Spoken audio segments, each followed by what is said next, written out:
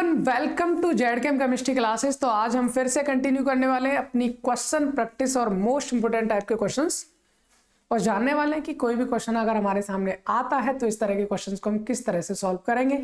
तो भाई आपको पता है बीएससी थर्ड सेमेस्टर केमिस्ट्री, नाम है पेपर का chemical dynamics and coordination chemistry, जिसके अंदर हमारे पास chemical kinetics, chemical equilibrium, phase equilibrium, gas state, liquid state, coordination chemistry की थ्योरीज और साथ साथ इनऑर्गेनिक स्पेक्ट्रोस्कोपी एंड मैग्नेटिज्म अंदर आता है इसके, और इन्हीं से हम क्वेश्चंस को कर रहे हैं, है ना। और अब तक इसके हमने कर चुके हैं 4 लेक्चर, और 4 लेक्चर में कर चुके हैं हम 40 क्वेश्चंस। अगर आपको उनकी लिंक नहीं पता है तो भैया आप डिस्क्रिप्शन में जा सकते हो, और डिस्क्रिप्शन में जाने के बाद लिंक पर क्लिक करें, आप पूरे के पूरे सीधे आप पहुंच जाओगे कहाँ, प्लेलिस्ट के अंदर, जहां पर सीक्वेंस वाइज सारे के सारे लेक्चर आपको अपलोडेड है। तो आप आराम से अपनी एग्जाम की प्रिपरेशन कर सकते हो। तो भाई आज हम करने वाले अगले 10 क्वेश्चंस। भाई 40 क्वेश्चन हो चुके हैं, तो भाई क्वेश्चन नंबर 51 से लेकर क्वेश्चन नंबर 41 से लेकर 50 तक के क्वेश्चंस आज हम करने वाले हैं। चलिए फिर टाइम वेस्ट बिल्कुल नहीं करता है, वो तो आपको पता ही है। चलिए हम पहुंचते हैं अपने क्वेश्चन नंबर कहां पर, 41 से, है ना। तो लास्ट हमारा क्वेश्चन यही था भाई, कंप्रेसिबिलिटी फैक्टर जो होता है आइडियल गैस के लिए कितना होता है, वो 1 होता है ना। ये हमने कर लिया था 40 वाला। अभी हम चलते हैं क्वेश्चन नंबर 41 पर। ओके, और क्या कहता है, सबको बहुत ही प्यार से आराम से समझते हुए चलेंगे, और उनका रीजन भी समझेंगे, भाई ऐसा क्यों होता है, कैसे होता है, सारी चीजें। Now we are starting today's lecture.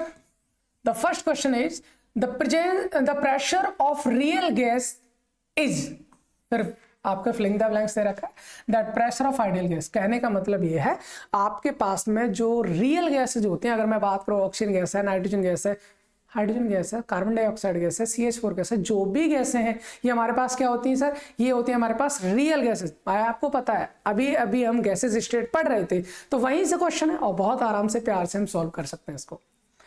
Question है हमारे पास ये कह रहा है कि जो हमारे पास में रियल गैसेज होती है उनका कोई ना कोई प्रेशर होता है। बिल्कुल होता है सर। जो हमने आइडियल गैस लेकर चले हैं काइनेटिक थ्योरी ऑफ गैसेज के बेस पर, उसका भी कोई ना कोई प्रेशर होता है। बिल्कुल होता है सर। मैं ये जानना चाहता हूं कि रियल गैस का प्रेशर ज्यादा होगा या फिर आइडियल गैस का प्रेशर ज्यादा होगा।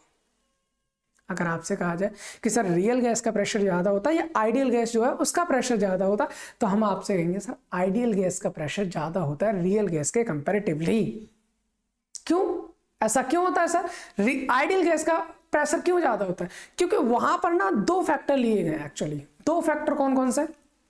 पहला कि सर गैसेस मॉलिक्यूल के अंदर, आइडियल गैस की बात कर रहे हैं, गैसेस मॉलिक्यूल के अंदर या बीच में कोई भी इंटरमॉलिक्यूलर अट्रैक्शन फोर्स नहीं होता। पहली बात तो ये।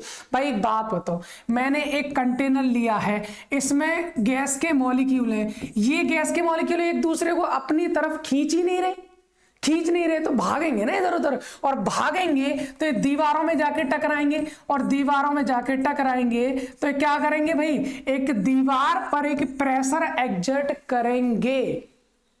आइडियल गैस के केस में, अगर मैं कहूं सर रियल गैस के केस में क्या है, जो मॉलिक्यूल है वो उनके बीच में एक अट्रैक्शन फोर्स जनरेट होता है। और एक बात बताओ भाई, ये मॉलिक्यूल जा रहा दीवार से टकराने, इस वाले मॉलिक्यूल ने उसको पीछे खींच लिया, क्या उतनी तेज टकरा पाएगा? हम कहेंगे सर नहीं टकरा पाएगा, और नहीं टकरा पाएगा तो उतना प्रेशर जनरेट नहीं कर पाएगा। बस सर यही तो कह रहे हैं हम कि आइडियल गैस के प्रेशर में और रियल गैस के प्रेशर में ज्यादा किसका प्रेशर होता है, तो हम कहेंगे सर आइडियल गैस का प्रेशर ज्यादा होता है। तो ये कह रहे हैं हमसे भाई साहब कि the pressure of real gas is what, हम कहेंगे sir lower that pressure of ideal gas, यानी कि जो रियल गैस का प्रेशर होता है वो आइडियल गैस के प्रेशर के कंपैरेटिवली क्या होता है, कम होता है। आप जिसको भाई हिंदी में अच्छा लग रहा है वो हिंदी में देख लीजिए, जिसको इंग्लिश में अच्छा लग रहा है वो इंग्लिश में देख लीजिए, और हम जो बोल रहे हैं भाई हिंदी इंग्लिश दोनों बोल रहे हैं। मैं बोल तो हिंदी में ही रहा हूं ना, हाँ क्वेश्चन को पढ़ने में इंग्लिश का यूज कर लेता है, बट बोल तो हिंदी में रहा हूं, तो आपको इजीली सब कुछ समझ में आ रहा होगा। मुझे नहीं लगता कि ऐसा कोई प्रॉब्लम होगी, लेकिन अगर प्रॉब्लम है तो भाई आप कमेंट बॉक्स में कमेंट कर दीजिए, सर हमको यूँ प्रॉब्लम है कि हमको समझ में नहीं आ रही है, तो हम उसका भी समाधान करने की कोशिश करेंगे। ओके, अगला क्वेश्चन करते हैं भाई। अगला क्वेश्चन हमसे क्या करा भाई, ऑप्शन ही नहीं आ रहे पूरे, और छोटा करिएगा। हाँ अभी आ गए, ठीक है। आई होप देख पा रहा होगा, नहीं हिंदी वाला कट गया, अब दिख रहा है ना, हाँ ठीक है। क्वेश्चन क्या कह रहा है, पहले तो क्वेश्चन देखते हैं। क्वेश्चन क्या रहा है sir, at 27 degree Celsius the kinetic energy of 2 mole of an ideal gas. हमारे पास एक आइडियल गैस है, ठीक है सर, उसने बोल दिया हमसे आइडियल गैस है, तो क्वेश्चन बहुत आसान हो जाता। अगर वो बोलता ना वंडरवॉल गैस है तो फिर हमें दिक्कत हो जाती। ये इसने कहा है कि हमारे पास आइडियल गैस है, ठीक है, उसके मोल कितनी है, 2 है, टेम्परेचर कितना है 27 डिग्री सेल्सियस है। पूछा क्या भैया, काइनेटिक एनर्जी पूछा है हमसे काइनेटिक एनर्जी। सर मैं आपसे कहूँ तो बहुत सिंपल सा फॉर्मूला है, बहुत ही सिंपल सा फॉर्मूला है भाई मेरे। इसका आधा सॉल्यूशन तो हमने कल वाली क्लास में कर लिया था। आप कहेंगे सर कल वाली क्लास में कब किए थे हमने सॉल्यूशन इसका? एक बात बताओ, कल जो हम क्वेश्चन कर रहे थे वहां पर एक फॉर्मूला निकाला था, PV equal to 2/3 into kinetic energy, ये तो निकाला था। खाली वहां पर काइनेटिक एनर्जी को हमने ई से दिखा दिया था, पर कोई दिक्कत नहीं, आपके ई से दिखा सकते हो। PV equal to 2/3 into kinetic energy. अगर मैं निकालना चाहता हूं काइनेटिक एनर्जी की वैल्यू, तो काइनेटिक एनर्जी वैल्यू कितनी हो जाएगी, ये हो जाएगी आपकी 3/2 इंटू PV, यही हो जाएगा, बिल्कुल हो जाता। और we know for an ideal gas के लिए पूछ रहे हैं, तो PV इक्वल टू कितना होता है भैया, nRT होता है, तो रख दीजिए। हम कहेंगे सर 3/2 इंटू nRT, बिल्कुल सही बात है सर, 3/2 तो ये हो गया। n क्या है, नंबर ऑफ मोल्स, भैया कितने दिए हमको क्वेश्चन में, भैया ने बोला कि 2 मोल है, ठीक है, 2 रख दीजिए। r की वैल्यू, अब आप कहेंगे सर आर की वैल्यू क्या रहेंगी, भाई हमारे पास आर की वैल्यू होती है सर 8.314, फिर क्या होती है, joule kelvin inverse mole inverse, okay sir. एक होती है हमारे पास आर इक्वल टू 0.0821, क्या होती है, litre ATM kelvin inverse mole inverse, ठीक है सर। आपसे कहा गया है, आपसे अरे हटो भाई, ठीक है, आपसे कहा है सर आर की वैल्यू एक ये भी होती है 0.083, ये क्या होती है, litre bar kelvin inverse mole inverse. Sir R की वैल्यू एक हमारे पास होती है 2 calorie kelvin inverse mole inverse.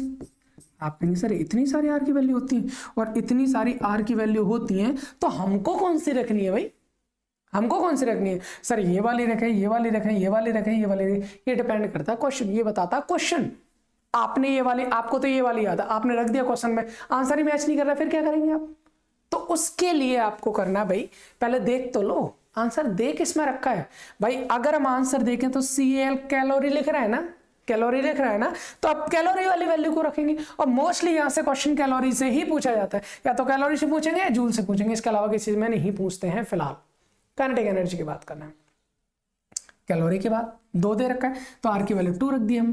Temperature कितना रखा भाई, टेम्परेचर दे रखा आपको 27 डिग्री सेल्सियस, इधर लिख लेते हैं, और 27 डिग्री सेल्सियस है भाई, आपको रखना है केल्विन में, 273 उसमें ऐड करोगे तो ये हो जाएगा 300 केल्विन टेम्परेचर।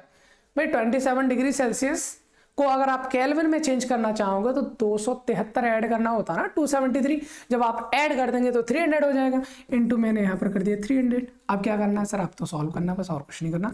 2 से 2 कैंसिल कर सकते हैं, ये कितना हो गया, 3 2 6 हो गया, इनटू 300 हो गया, और 6 3 18 हो गया सर, 1800 हो गया कैलोरी में इसका आंसर आ जाएगा। तो हम यहाँ पर कहेंगे भाई हमारे पास क्या इसका कोई आंसर मैच कर रहा है क्या, कोई आंसर मैच कर रहा है क्या? कितना आंसर आया हमारा सर, हमारा आंसर आया है 1800 कैलोरी। क्या आ रहा है कोई, ये तो नहीं हो सकता, ये भी नहीं हो सकता, ये बिल्कुल हो सकता, ऑफ कोर्स होगा, होना ही है। कितना आंसर आ रहा है, 1800 कैलोरी। बहुत ही सिंपल सा क्वेश्चन था, डायरेक्ट ही आया था, आपको बस इतना था, उसने आइडियल गैस बोला है तो PV इक्वल टू RT हमने रख दिया और आंसर हमारा आ गया। ओके, बहुत ही सिंपल सा क्वेश्चन था भाई। हमने अपना आज के लेक्चर के 2 क्वेश्चन कर लिए, अब हम पहुंचते हैं अपने क्वेश्चन नंबर 3 के साथ। लो भैया आपके पास जो क्वेश्चन आया है, आपके पास जो क्वेश्चन आया है अब वो कैसा है, डायरेक्ट वाला क्वेश्चन आया भाई, डायरेक्ट वाला। कल की क्लास में हमने इसका फॉर्मूला बताया था, उसने कहा भाई एवरेज वेलोसिटी कितनी होगी, कल हम आपको बताए थे मोस्ट प्रोबेबल वेलोसिटी का फॉर्मूला। वहां रूट मीन स्क्वायर वेलोसिटी का फॉर्मूला और एवरेज स्पीड या एवरेज वेलोसिटी का फॉर्मूला, और वो फॉर्मूला हमने क्या बताया था भाई, v equal to √8RT upon pi M होता है। भाई पाई एम नीचे होता है, पाई एम नीचे, ऊपर 8RT, 8 बाहर नहीं होना चाहिए, 8 बाहर नहीं होना चाहिए। कौन सा ऑप्शन है sir? Option A will be the right answer. अगर आप कहेंगे सर कहाँ पढ़ाया था, तो जरा एक बार आपको उसके दर्शन भी करा देते, क्योंकि उसको तो हमने लिख रखा था।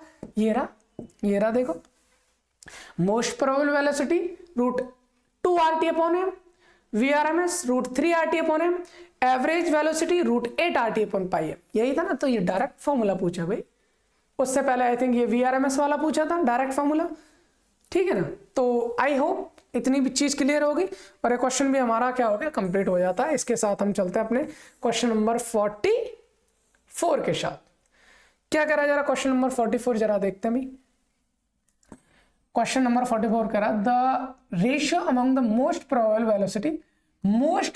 वेलोसिटी, मीन वेलोसिटी, मीन का मतलब एवरेज स्पीड ही होता है, और root mean square velocity is given. भाई तीनों को क्या बताना?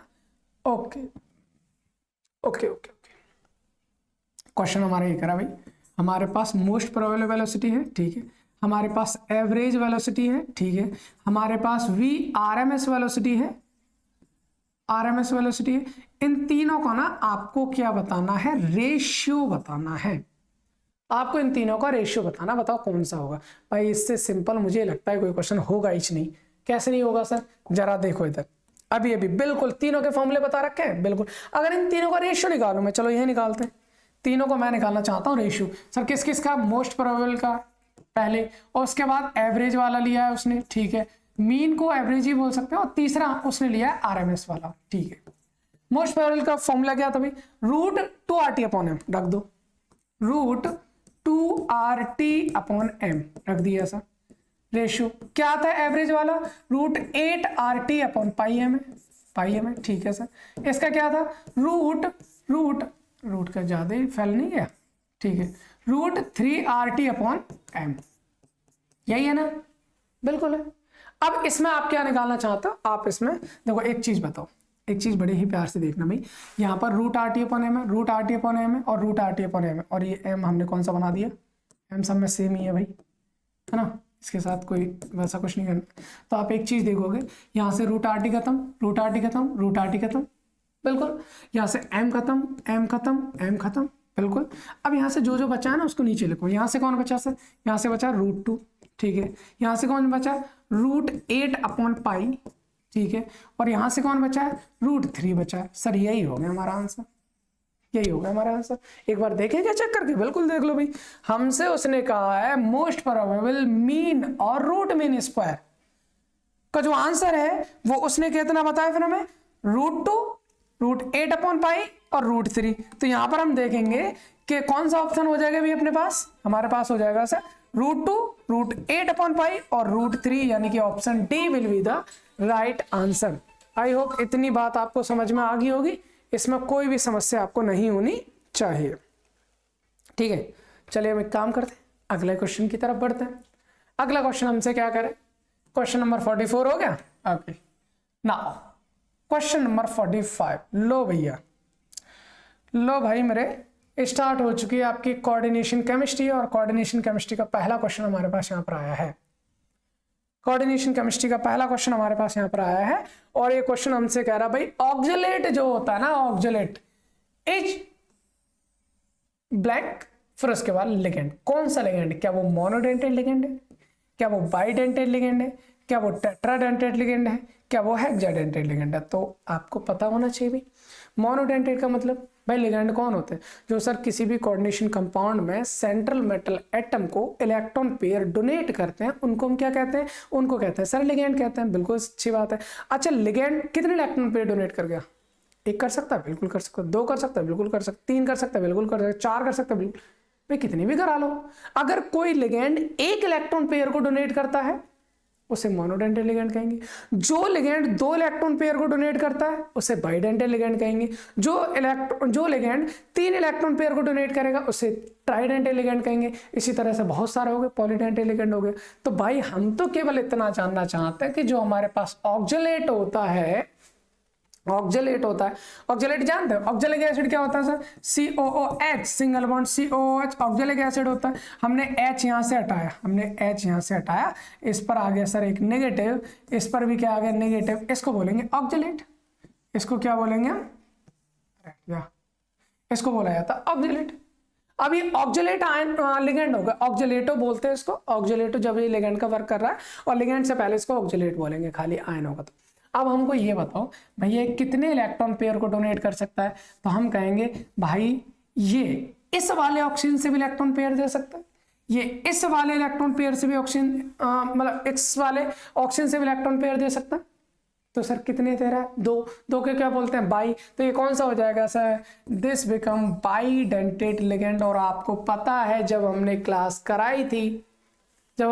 कराई थी लिगेंड्स और उसके टाइप्स के रिगार्डिंग, तो वहां पर मैंने आपको ऑक्जेलेट, EN और ग्लाइसिनेटो इनके एग्जाम्पल कराए थे, है ना। ये भाई आपको पता होना चाहिए, बहुत बेहतरीन लेक्चर रहा था वैसे मेरे ख्याल से, और आपको भी शायद उसमें काफ़ी अच्छा लगा हो, आई होप। ये तो आप ही को पता होगा कि पढ़ाए हो कैसा लगता है कैसा नहीं लगता। अगर आपने क्लास कर रखी है तो बहुत अच्छी बात है भाई, और नहीं कर रखी है तो करनी चाहिए थी। अभी अगर आपके पास टाइम है तो आप कर लीजिए, और अगर समय नहीं है तो फिर एग्जाम की प्रिपरेशन करो, जैसे मैं करा रहा हूँ वैसे करते जाइए, कोई प्रॉब्लम नहीं है। चलिए, तो ये हो गया हमारे पास question number 45। Now come to the question number 46। क्या कह रहा है भैया? The oxidation state of Ni in NiCO का होल 4। लो भैया, कोऑर्डिनेशन नंबर क्या होता है, ऑक्सीडेशन नंबर क्या होता है, या ऑक्सीडेशन स्टेट क्या होती है, इसके लिए मैंने सेपरेट लेक्चर्स बना रखे हैं आपको, बिल्कुल अलग लेक्चर्स है, जिसमें आपको सबको पता होगा कि किसका हमने ऑक्सीडेशन स्टेट किस तरह से निकाली थी। तो भाई यहाँ पर अगर हम बात करें ऑक्सीडेशन स्टेट निकालने के लिए क्या बताया था, जिसकी ऑक्सीडेशन स्टेट निकालनी है उसको X मान लीजिए। हालांकि मैं आपको बता चुका हूँ इसको, लेकिन फिर भी देख लीजिए, इसको हमने X मान लिया, प्लस CO पे जितना चार्ज है उतना लिखो। CO क्या होता है सर? कार्बन मोनोऑक्साइड होता है, और कार्बन मोनोऑक्साइड गैस है ना, क्या इस पर कोई चार्ज होता है? नहीं होता ना, न्यूट्रल होती है ना। CO कार्बोनिल बोलते हैं इसको, इस पर कोई चार्ज नहीं होता, नहीं है तो 0 इंटू कितने है भाई? 4 है, इज इक्वल टू इस पर कोई चार्ज है? नहीं है सर, 0 हो गया। तो ये कितना हो जाएगा? X प्लस 4 इंटू 0, 0 हो गया, इक्वल टू 0। तो X की वैल्यू कितनी हो गई? 0। सर हम कहेंगे इसके पास तो कोई चार्ज है ही नहीं, मतलब इसकी ऑक्सीडेशन स्टेट क्या होगी? 0 होगी। भाई इतना सिंपल क्वेश्चन है, इतना सिंपल क्वेश्चन, और डेफिनेटली हमने ये क्वेश्चन करा रखा है अपनी क्लास में। ओके, नाउ अब हम चलते हैं अपने क्वेश्चन नंबर 47 के साथ। तो 47, अरे टेढ़ा, हाँ इसके लिए मैंने आपको कर रखा था, एक मिनट इधर आ जाइए। क्वेश्चन नंबर हम कौन से पे पहुंचे? 47, बिल्कुल। अब थोड़ा सा देखना पड़ेगा भी आपको क्वेश्चन दिख रहा है या नहीं, है ना। कोशिश करेंगे आपको देखिए।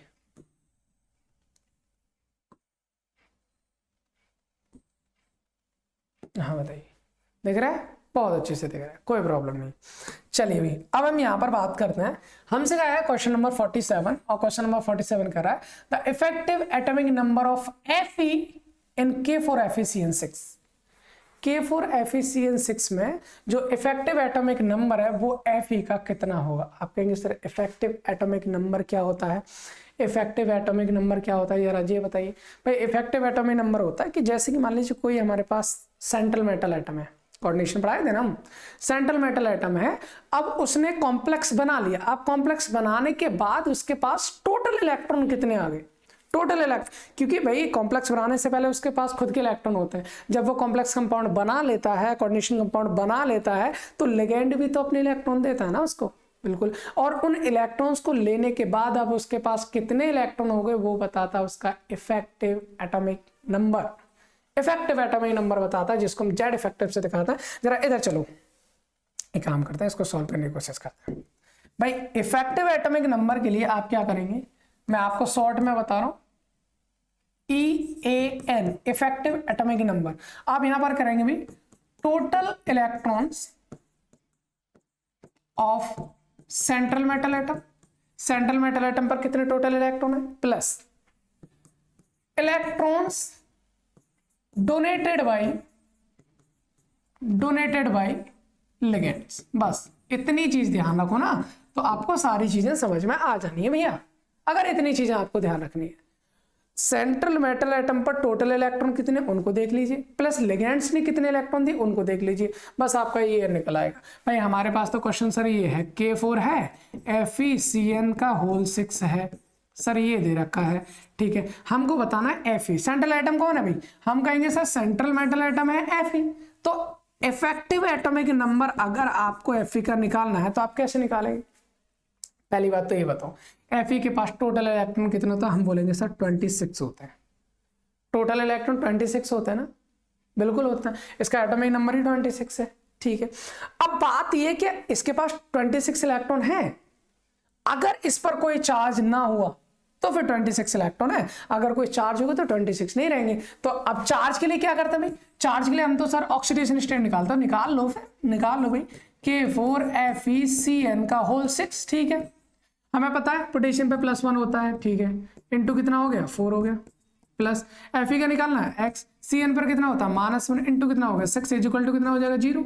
यहाँ से निकालेंगे 4 + x - 6 equal to 0, x equal to minus का इधर जाके प्लस का हो जाएगा, प्लस का इधर जाके माइनस का हो जाएगा, तो x की वैल्यू आ जाएगी +2। x की वैल्यू कितनी आ गई +2। इट मीन्स इसके अंदर जो हमारे पास Fe है वो +2 की कंडीशन में रह रहा है, +2 उसकी ऑक्सीडेशन स्टेट है। आप कहेंगे सर कहाँ से निकाल रहे हो, पहले लेक्चर में बहुत अच्छे से पढ़े थे, अभी अगर आपने नहीं किया तो शायद हो सकता है कि आपको दिक्कत हो रही हो, लेकिन मेरे ख्याल से दिक्कत नहीं होनी चाहिए। आपको ये देखना है कि सबसे पहले जो मेटल है उसके इलेक्ट्रॉन लिख लीजिए, फिर उसकी ऑक्सीडेशन स्टेट निकाल लीजिए, कितना है भाई +2 है। +2 का प्लस कब आता है, जब वो इलेक्ट्रॉन को निकाल देता है, माइनस कब आता है, जब वो इलेक्ट्रॉन को ले लेता है।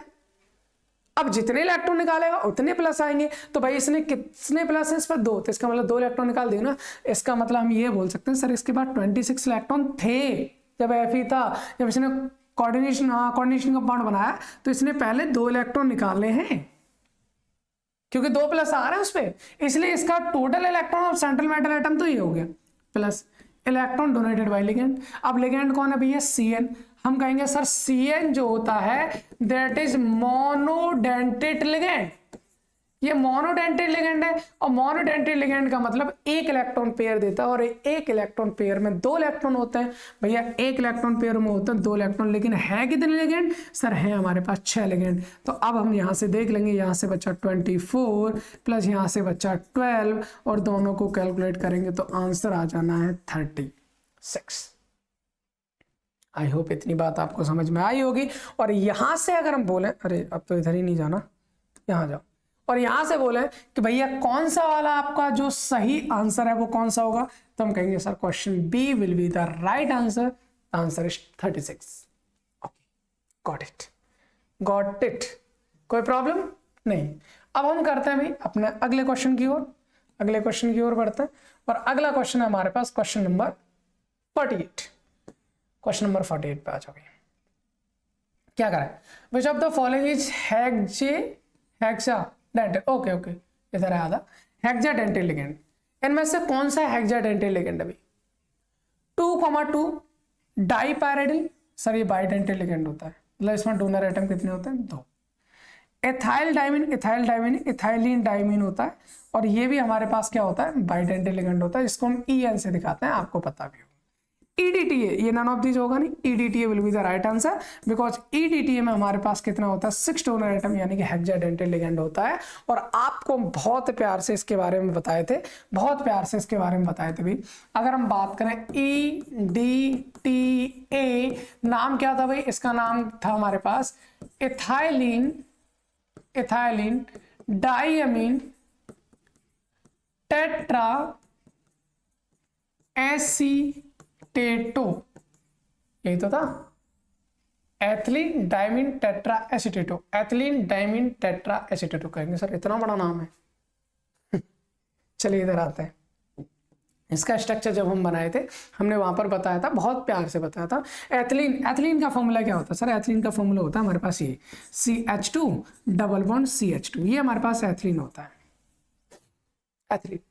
उसके बाद डाइमीन लगाए, एथिलीन से 2 एमीन लगाने, तो जाहिर सी बात है एक बॉन्ड को तोड़ो, एक बॉन्ड को तोड़ने के बाद एक एमीन इधर लगा दो और दूसरा एमीन इधर लगा दो, सर ये हो गया एथिलीन डाइमीन।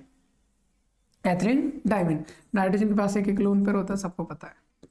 एथिलीन डायमीन हो गया। ओके, अब एथिलीन डायमीन से क्या लगाना भाई, टेट्रा एसीटेट हो जाए, 4 एसीटेट। एसीटेट का फॉर्मूला क्या होता है, एसीटेट का फॉर्मूला होता है CH3COO नेगेटिव, ये होता है, ये तो होता है। ऐसे कितने लगाना है, 4, तो एक हम इधर लगाएंगे CH3COO नेगेटिव, एक इधर लगाएंगे CH3COO नेगेटिव, ठीक, एक इधर लगाएंगे CH3COO नेगेटिव, एक इधर लगाएंगे CH3 फिर COO नेगेटिव। अब लगाएंगे कैसे भाई, लगाने के लिए जगह तो होनी चाहिए ना, बिल्कुल। अब हम एक काम करते हैं, यहां से एक हाइड्रोजन हटाया और दोनों हाइड्रोजन हटा दो, तो उसके हिसाब से क्या करना, दोनों हाइड्रोजन हटाने के बाद ये 2 बॉन्ड बना सकता है ना, बिल्कुल। एक हाइड्रोजन यहां से हटाओ, तो यहां पर 3 में से कितने बचेंगे, 2, इसके पास भी 2, तो ये इसके साथ जुड़ जाएगा, ये इसके साथ जुड़ जाएगा। सेम कहानी इधर, यहां से दोनों 2 बैलेंस निकाले, इसकी एक इसकी करो, एक इसकी करो, तो यहां पर भी 2 और यहां पर भी 2, और ये दोनों इससे जुड़ जाए। ये है sir ethylene diamine tetra acetate का फॉर्मूला। आपने सर इतना बड़ा कैसे कर दिया, अरे भाई आपको पता ना, जस्ट थोड़ा सा मेंस है, एथिलीन डायमीन 1 2 3 4 टेट्रा एसीटेट। आप कहेंगे सर कितने डोनर एटम है भाई इसमें, तो देखो 1 2 तो नाइट्रोजन हो गए, 3 4 5 6 4 हमारे पास ऑक्सीजन है, टोटल हो गए 6। तो मतलब हम बोलेंगे कौन हो गया भाई, ये हो गया हमारे पास हेक्साडेंटेट लिगेंड, जो हमने आपको बताया था पहले भी। तो यहां से हम बोल सकते हैं भाई कि जो ईडीटी है हमारा वो कौन है, ईडीटी यानी हेक्साडेंटेट कौन है हमारा, हेक्साडेंटेट हमारा ईडीटी होगा। आई होप इतनी बात आपको समझ में आ गई होगी, इसमें कोई भी समस्या आपको नहीं होनी चाहिए। चलिए ठीक है, तो हम अगले क्वेश्चन की तरफ बढ़ते हैं भाई। अगला क्वेश्चन हमसे क्या कह रहा है, अगला क्वेश्चन हमारे पास क्वेश्चन नंबर 49। क्वेश्चन नंबर 49 क्या कह रहा है भैया, क्वेश्चन नंबर 49 को पूछते हैं क्या कह रहा है, वो कह रहा है हमसे इन कॉम्प्लेक्स कंपाउंड, ये हमारे पास एक कॉम्प्लेक्स कंपाउंड है CONH3 का होल 6, CrCN का whole 6 and this, okay the type of isomer, okay कौन से प्रकार का आइसोमर है, ठीक है इधर लिख लें, लिख लेते, चलो इधर लिख लेते। कोई हमसे कहा गया है CONH3 का होल 6 और दूसरा कौन सा CrCN6, ठीक है। फिर हमारे पास CrCN6, उसके बाद फिर हमने दूसरा लिया है एक CrNH3 का होल 6 और फिर लिया है COCN6। सर ये हमारे पास 2 अलग अलग कंपाउंड है, ये अलग कंपाउंड है, ये अलग कंपाउंड है। अगर हम दोनों की बात करें, एक CO एक CO, एक Cr एक Cr, 6NH3 6NH3, 6CN 6CN, molecular formula same है लेकिन कंपाउंड अलग अलग है। मतलब क्या, आइसोमर तो है, आइसोमर तो है, लेकिन कौन से आइसोमर है, तो इसको अगर आपको पता है तो आप सीधे डायरेक्टली करा सकते हो अगर आपने क्लास दे रखी है। तो अगर आपने क्लास नहीं देखी है तो फिर आपको थोड़ा सा दिमाग चलाना है। क्या दिमाग चलाना भैया, अरे कहाँ पहुंच जाते हैं, दिमाग ये चलाना भाई। इन दोनों में देखो, पहले नीचे से आयोनाइजेशन, आयोनाइजेशन का मतलब है आयन अलग अलग होने चाहिए। क्या इसमें तो आयन दिख ही नहीं रहे सर, आयन का कोई फंडा नहीं है, तो आयोनाइजेशन आइसोमरिज्म नहीं हो सकता। हम कहेंगे सर इसमें से जो हमारे पास है ये आयोनाइजेशन आइसोमरिज्म नहीं हो सकता, नहीं हो गया, काट दिया हमने। दूसरा हाइड्रेट आइसोमर, हाइड्रेट आइसोमर होने के लिए H2 को होना जरूरी है। क्या आपको H2 दिख रहा है, नहीं दिख रहा है, तो हाइड्रेट आइसोमर नहीं हो सकता। लिंकेज आइसोमर, लिंकेज आइसोमरिज्म के लिए आपके पास एक ऐसा लिगेंड होना चाहिए जो होता तो मोनोडेंटेट है लेकिन उसके पास डोनर एटम एक से ज्यादा होते हैं। लेकिन यहां हम बात करें NH3 में एक ही डोनर एटम है, नाइट्रोजन। CN की अगर हम बात करें CNNC हो सकता है, लेकिन इसमें भी CN है, इसमें भी CN है, सेम ही है, उसमें कोई अंतर नहीं है। तो यहाँ पर हमारे पास लिंकेज आइसोमर भी नहीं हो सकता। बचा हमारा कौन सा, कोऑर्डिनेशन, यही होगा। और भाई कोऑर्डिनेशन आइसोमरिज्म के लिए हमने ये बोला था कि कैटायन हो या एनायन हो, दोनों ही कोऑर्डिनेशन स्फीयर में होते हैं और वहां पर केवल लिगेंड्स का एक्सचेंज होता है। भाई यहाँ पर CO के साथ 6 NH3 है, लेकिन यहाँ CO के साथ 6 CN कर दिए हमने, कर दिए नहीं कर दिए, तो ये लिगेंड एक्सचेंज हो गए हैं। इसलिए इस टाइप के आइसोमेरिज्म को हम बोलते हैं क्या, कोऑर्डिनेशन आइसोमेरिज्म। आई होप इतनी बात आपको समझ में आ गई होगी, इसमें कोई समस्या होगी नहीं। आज के लेक्चर के जो हमारे पास 10 क्वेश्चंस थे उनको हमने कर लिया है कंप्लीट। ओके, बाकी जो भी क्वेश्चंस बचे हैं भाई, कितने क्वेश्चन हो गए, आई थिंक 50 हो गए ना, हाँ 50 क्वेश्चंस हो गए। अब इसके बाद हमारे पास और 15 क्वेश्चन और करने हैं अभी हमें, 15 नहीं 25 क्वेश्चन और करना है, 25 क्वेश्चन और करना है। तो 2 लेक्चर और एक में 10 क्वेश्चन करेंगे, लास्ट वाले में 15 क्वेश्चन करेंगे। उसी के साथ हमारे पास इस पेपर की भी जो तैयारियां वो हो जाएंगी finished. All the best for your exams. बस एक ही उम्मीद करना चाहते हैं कि लेक्चर को जितना हो सके उतना करिए शेयर। हम चाहते हैं कि आप शेयर करें और हम चाहते हैं कि आपकी बहुत अच्छे से तैयारी कराएं। चलिए फिर, हमारे चाहने से क्या होता है, आपके चाहने से होगा। जो भी होगा, आप चाहेंगे तो शेयर करेंगे, नहीं चाहेंगे तो नहीं होगा, है ना। चलिए कोई बात नहीं, ये तो रही बात है हमारी। मिलते हैं आपको अगले लेक्चर में एक नई एनर्जी, एक नई क्लास के साथ। Thanks for watching.